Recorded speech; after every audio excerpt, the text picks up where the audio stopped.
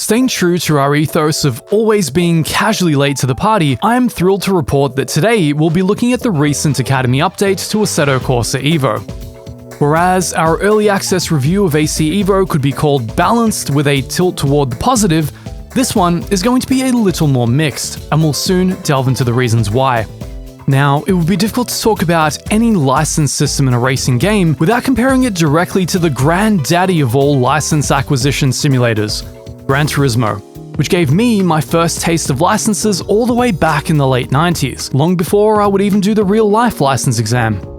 Luckily, shortly after the release of GT7, I created a series of videos showing how to max out the licenses in that game, so conveniently for me, we have a lot of footage to pull from there for direct comparison. Jumping right in, my first experience with the latest version of AC EVO went a bit like this.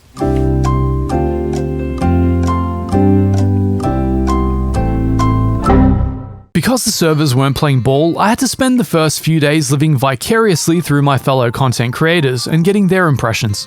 Luckily, after about 3 days of trying, the servers eventually let me log in and granted access to the fabled License Academy.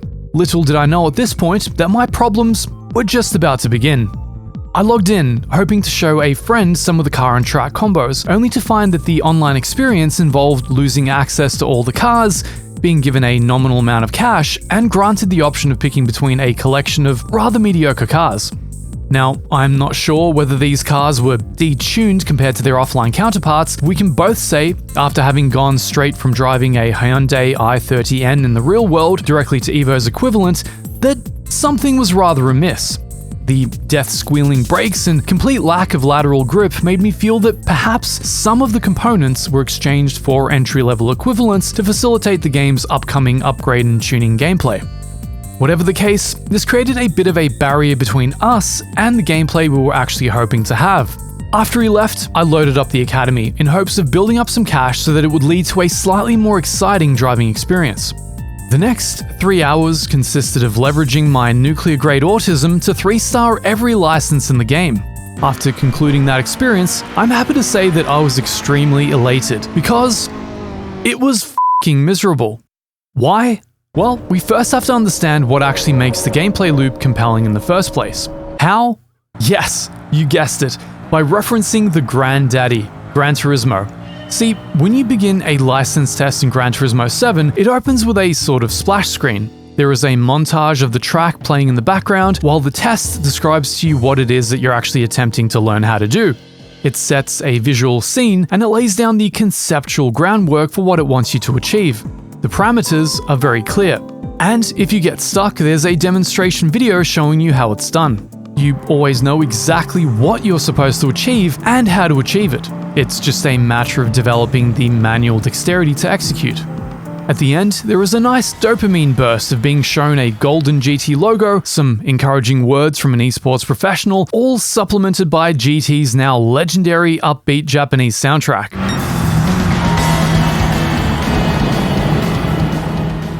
And at the very end, as we all know, there is a lovely unique car waiting for you, assuming you can get gold for that entire tier of licenses. In AC EVO, on the other hand, you get basically none of this.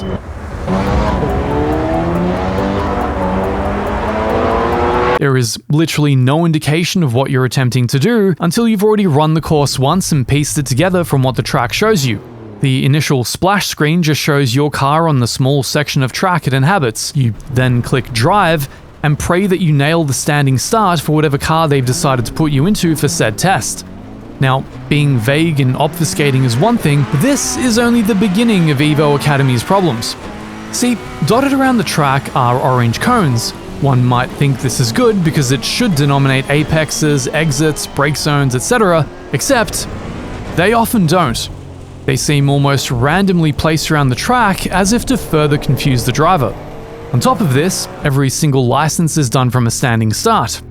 Why is this a problem? Well, getting past the fact that each car has a different ideal launch, thus potentially robbing the driver of precious time, unbeknownst to them, and completely irrelevant to the objective of the test, it leads to a much more egregious issue. The standing start will often lead you to a corner complex at a completely arbitrary entry speed.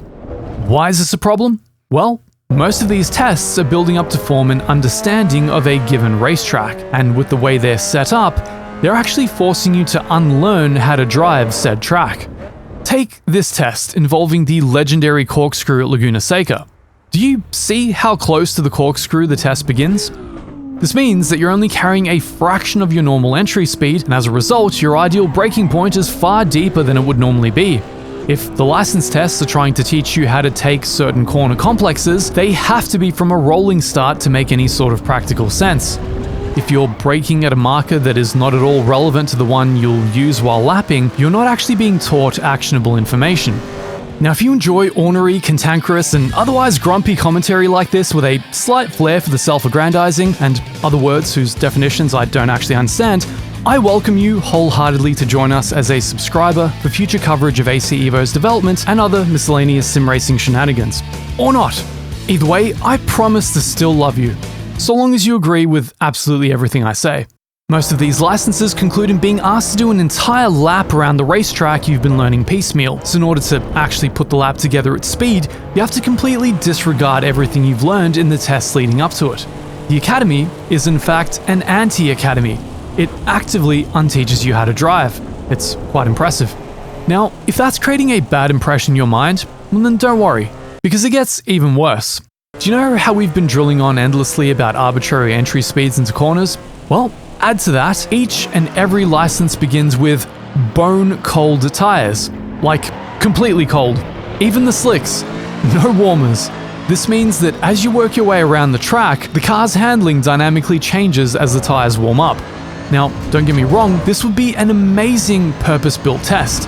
Imagine a test specifically made to teach you how to warm up tires in the ideal way and deal with the dynamically changing car handling over the course of a lap. That would be an awesome idea. But when you make this part of every single test, especially ones where you're asked to put together tricky corner complexes on completely cold tires, it just becomes outright deranged. You're literally learning nothing actionable whatsoever. It's just the driver attempting to survive a torture gauntlet. It's basically Dark Souls in a driving game. This becomes even worse in the whole lap tests, where you begin with a car that has one set of driving characteristics on completely cold tires, and then end the lap with a car that handles like something completely different after they've warmed up. At its most fundamental level, this academy isn't actually teaching you anything. It's just annoying. It's an obstruction to get through to the actual gameplay on the other side.